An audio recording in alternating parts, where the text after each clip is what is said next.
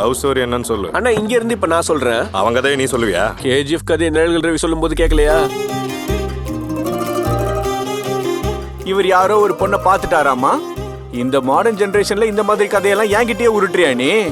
கேக்குறவன் கேனையா இருந்தா வாய்க்கு வந்ததெல்லாம் அளந்து விடுவியா நீ?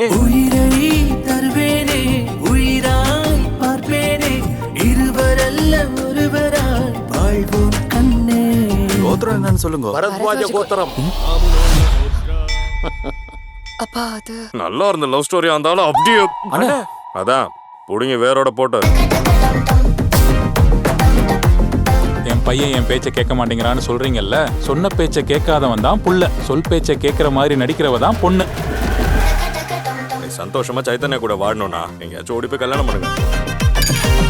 உங்களுக்கு அழகா ஒரு குழந்தை பிறந்ததுன்னு வச்சுக்கோங்க. அவர் இந்த பழி வாங்குறதெல்லாம் மறந்துட்டு கண்டிப்பா உங்களை ஏத்துப்பாரு.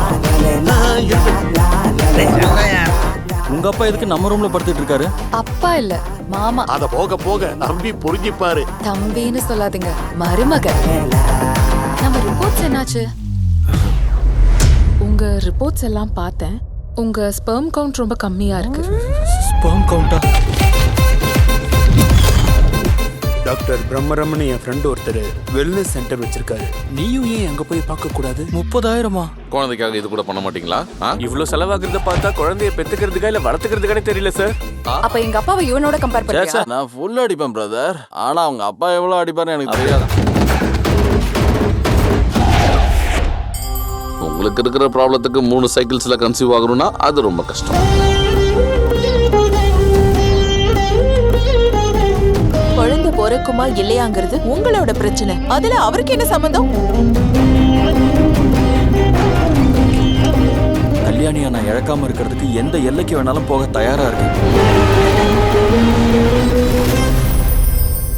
உங்க பிரச்சனை என்ன? Sperm count problem.